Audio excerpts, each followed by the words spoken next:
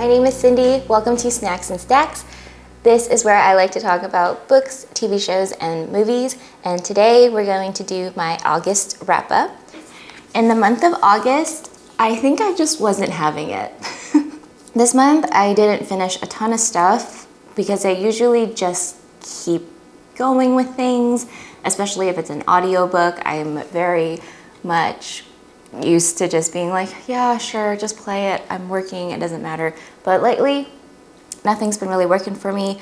So in the month of August, I read 8 books. I DNF'd 4 additional books, and I am currently in the middle of But What Will People Say? It's a nonfiction book, and I tend to go through nonfiction books a little slower because I really want to make sure my brain is working and able to just like read the words on the page. So it's taking me a while to get through this, but so far I think that it's really well written. It's easy to read. It's easy to understand. Some of it is harder for me to swallow because it's about, it's therapy basically for second generation Americans. So this is for kids who grew up here, were maybe born here, maybe immigrated very young here. And well, that's me.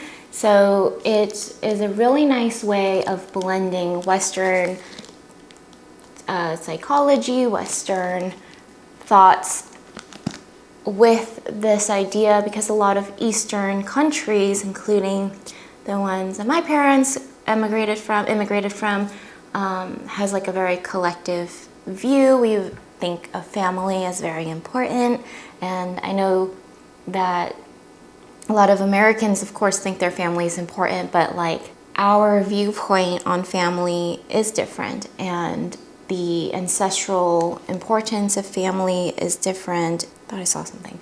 And so I thought that I follow Brown Girl Therapy on Instagram, and when I saw that she wrote a book, I really wanted to try it out because I think that she talks about ways in a way that feels more familiar to the way I grew up. I'm currently also recording a vlog for this weekend while my husband and son are on their camping trip, so I will be reading that during the vlog. Another book I was reading during the vlog is Cloud Cuckoo Land. I am officially DNFing this book. I'm at 70%. You might be wondering why I'm DNFing when I'm so close to the end. And the reason why is because I still have like over 100 pages, and I Googled the ending and I'm satisfied. I do not want to read any more of this book. It's starting to feel like I'm putting time into something just to hate read it, and I don't want to do that. I do not hate this book. I do not hate the ideas in this book. I just think it's so slow. Other books that I've DNF'd are all audiobooks. I basically DNF'd them because I realized I was no longer paying attention and I didn't care. And that is Gilded by Marissa Myers. I love The Lunar Chronicles by Marissa Myers, but I haven't found anything else of hers that I really enjoyed, this being one of them. It is long-winded and long. I don't know, it's just, I'm halfway through and I don't care. The Phoenix Crown by Kate Quinn and Janny Chang. This is a historical fiction based on 2 women. One is a singer and one is an embroiderist. The idea of it sounds really cool. The execution feels redundant. It feels like it's been done. I was also about halfway through this one, and I'm like, oh, the guy's a bad guy, and I'm kind of over it. And then I was listening to Dark Angel by John Sanford.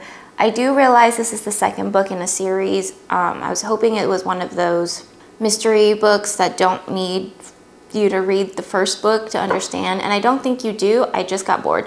I normally don't read the, I used to call them, now a lot more people have big author names on their books, but you know those books you see in the grocery store and all the titles are like smaller than the author's names? I typically stay away from those. They're not my favorite type of books. And now it's different because like I'm reading Brandon Sanderson and he is a big name book. And I know other authors, I shouldn't just judge them that way, but this was one of the books that I saw at the supermarket that I was like, oh, this has a great cover. I am interested in like what the back says. But when I started listening to it, maybe it's the narrator, just got bored. So now onto the books that I have finished. My first book is Rocky Road by Becky Wade. This is a sweet contemporary romance. I rated it a 3.25 stars. I'll give you the synopsis first, a summary. It's about a guy who is an FBI agent, and he has to go undercover as this perfumer's boyfriend because the perfumer's boyfriend has contact with the perfumer's cousin, who is a criminal. Setup is fun. I thought it was different, but it was kind of boring.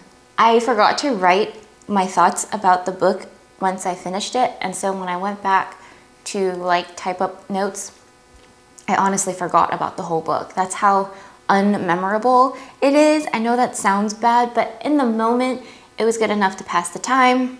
I will say that this is probably a Christian romance, contemporary romance, which is fine, but I am not very religious, so it kind of was weird to hear like that all of a sudden.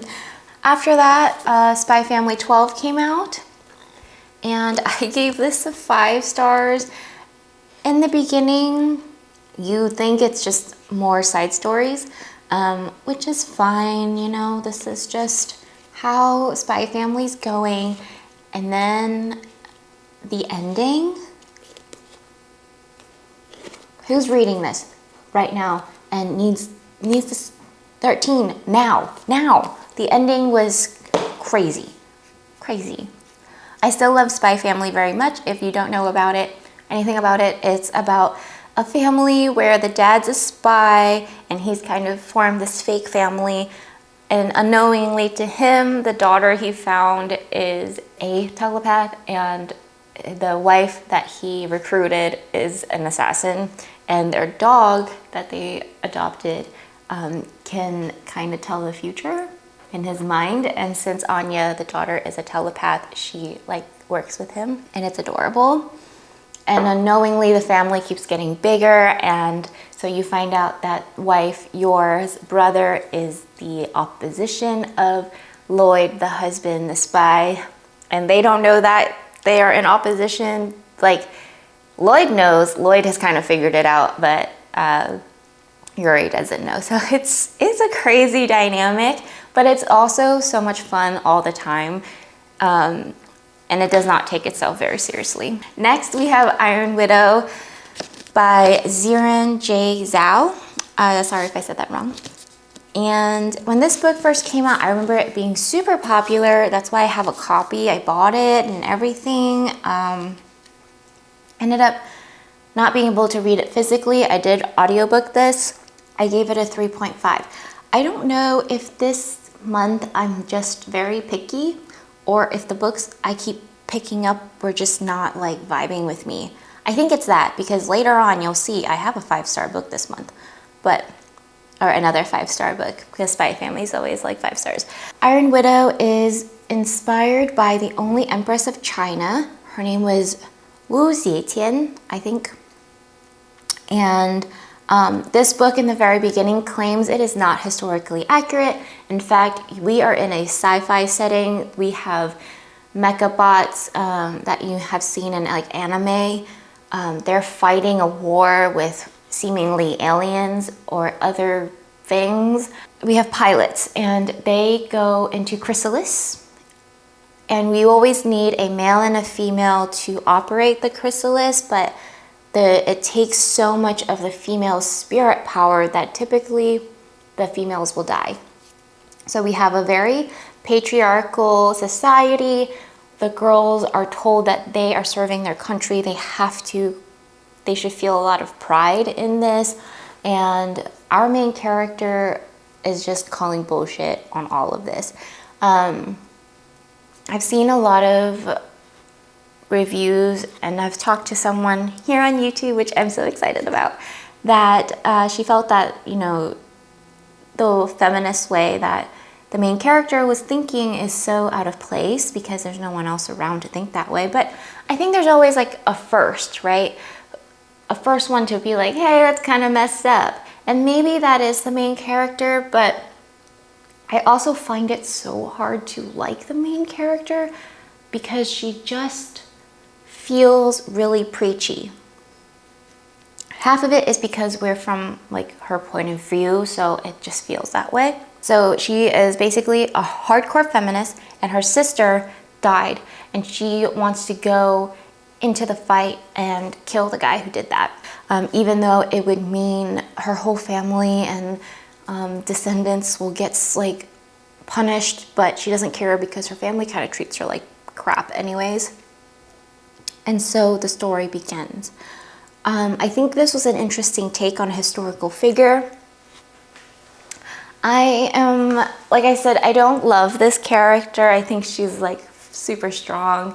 I think it works for some people, which is fantastic. I love watching these types of characters. I will root for them, but I will also root for them to mellow out a little bit.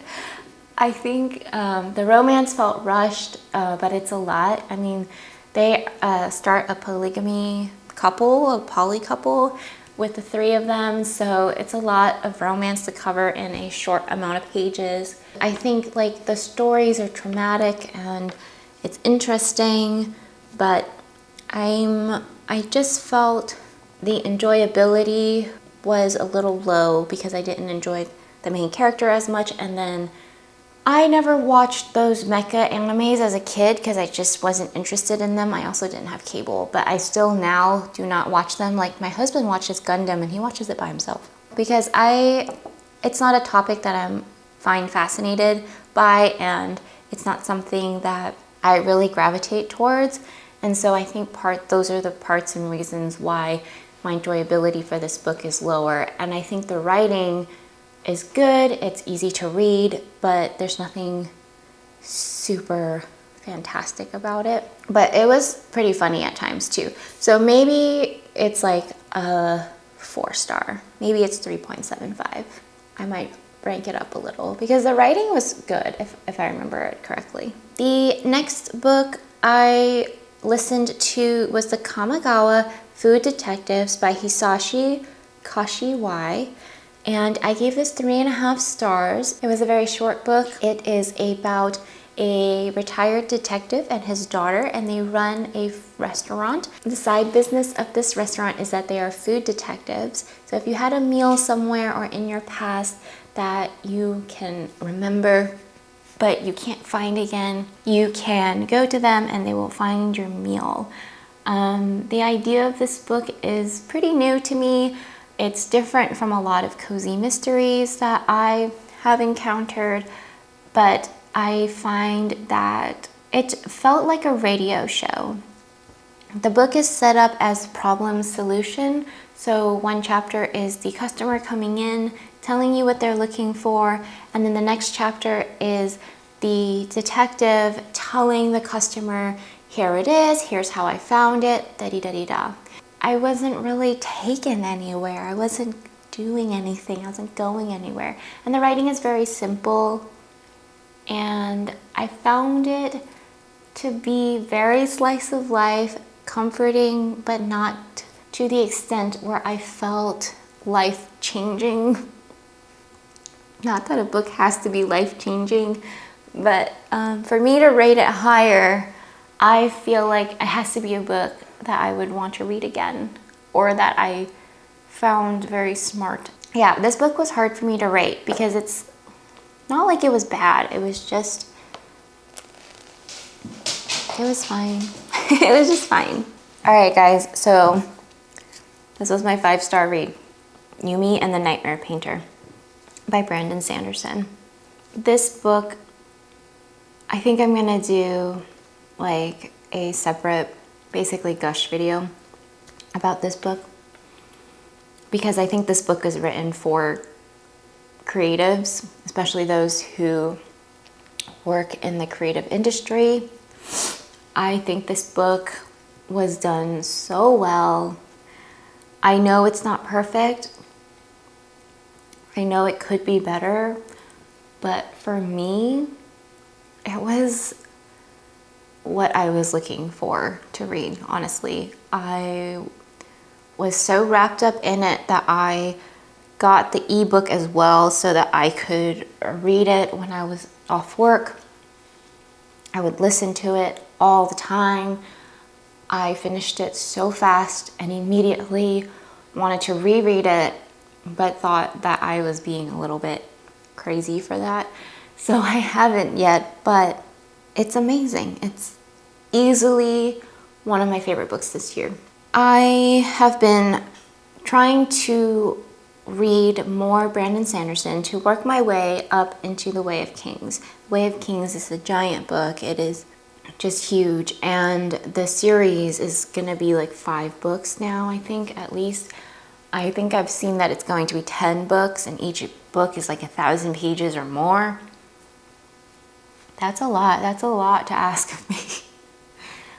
So I've been slowly just reading other Brandon Sanderson works, and earlier this year I read Tress, and that was one of my favorites as well. But Yumi, because Yumi's character, Yumi and Painter's characters, I just relate to so much as an individual. I think this one surpasses Tress. I can't tell too much because it kind of spoils the book, but we have Yumi, who was chosen at birth, who is a median in between the spirits and this community. And so she travels between cities and she performs spiritual rites, basically. And the performance is of stacking rocks.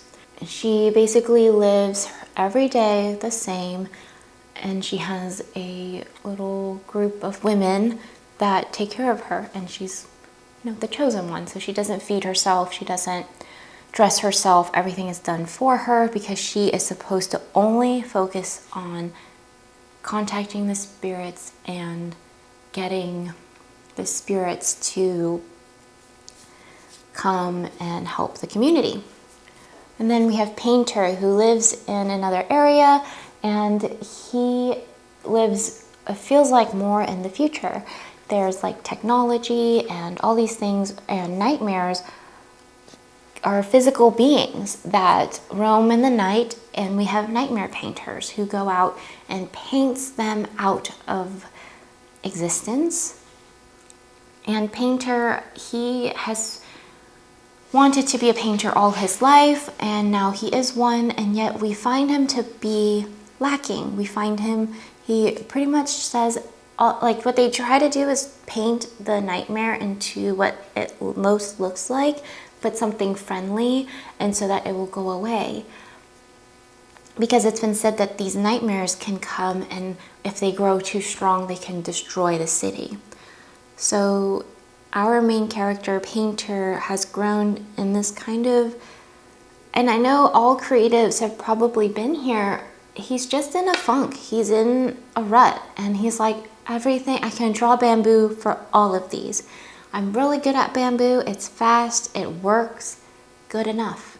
And like, how many times have I sat there at the computer and had to do a flyer and be like, okay, here's a template, here's the flyer, here you go, done-a-roo. Like, at some point in every creative's career, I think, we get to a point where we're like, we're here for the paycheck, cool, let's make it a friction-free day, right?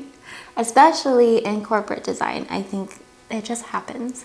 And so their paths intertwine in some way, and the story begins. I can't talk too much about it because I think there's commentary on this book about artists, about creative people, about AI, about how creatives function and think. And I love that the narrator is Hoyd again, and he's talking from a statue. I think it's funny where it needs to be funny, it's serious where it needs to be serious. It ends up being a pretty happy ending, although I normally don't like sad ending, but I think it would have been more impactful as a sad ending. But yes, I love this book. I love it. And I have a quote from it that there's another quote, but I can't quite seem to find it. But one that I really liked as well is when he says, because art is and always has been about what it does to us, to the one shaping it and the one experiencing it. And I think that was really well said. I then was like, maybe I'm just on like, maybe Brandon Sanderson will give me the good reads. Like maybe the Brando Sando is like gonna get me out of this rut. Like I'm feeling it.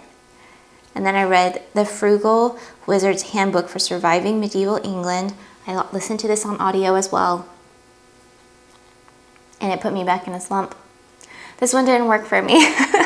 This is about a guy who wakes up in a medieval English-ish dimension, and he has no idea who he is, and we're like learning about the world and learning about his past at the same time.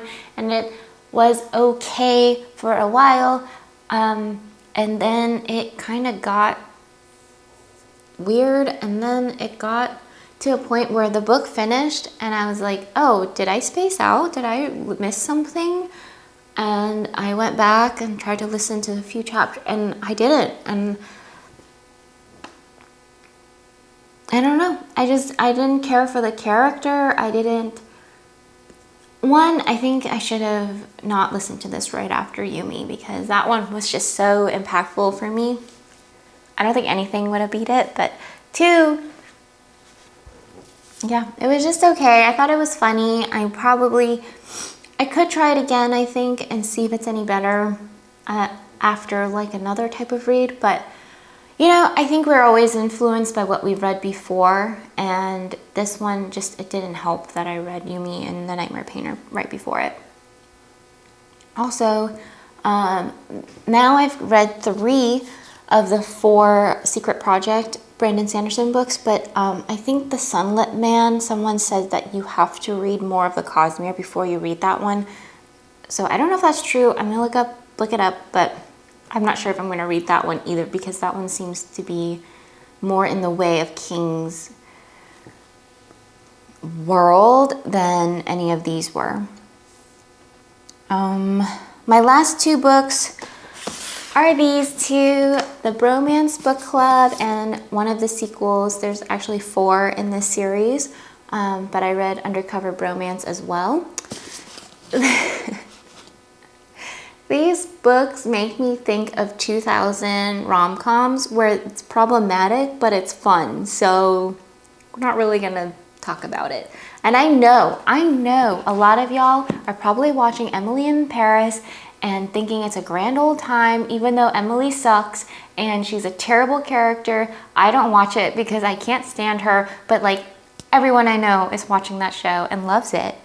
And that's how I feel about these books, okay? Analytically, not great, but hilarious, and it's a fun time. And this one, the main couple is a married couple who is going through possible divorce, separation, and he's trying to win her back. This book makes me think, like they're a little manipulative, so it makes me think a little bit of How to Make a Guy Fall in Love in 10 Days, or what, the Kate Hudson one with Matthew McConaughey. It's one of my favorite movies. I know every line. I don't know the title right now for some reason. But I mean, if you think about it, in real life, it's not good to be manipulative with your partner. But like basically the guy in this is like, let's have a little challenge. If I can't get you back in a month, then fine, I'll give you your divorce. I'll give you what you want. And I'm like, that's an ultimatum. That's terrible. I would never want that. But it works in book format, in rom-com format. And yeah, so the main guys in this book are all in a romance book club where they read romance books to learn more about women. And all these guys, it feels like they just read Spark Notes of how to talk about girls. Like they're like, it's just toxic masculinity and grand gesture time. And I'm like, nobody talks like this in real life. but is it fun? It's fun. The second book is more like, I guess more of a thriller romance. You have a villain in this where the main couple is kind of fighting and working together to uncover that guy's, you know, bad deeds, and they fall in love. So, and it's supposed to be enemies to lovers, but not really. He's just kind of unbearable. So these two so far have been great. So I am editing the August wrap up, and I was rambling so much. So I'm throwing this in. This is Editing Cindy here. We're gonna end with just the books because it's already at like 30 minutes, and we'll do a part 2. I'm so sorry. Thank you for sitting here and watching all of this. If you have till the end, I freaking love you. I can't believe it because I just couldn't shut up for some reason. So happy snacking, happy binging. I'll see you guys next week with part 2. Bye.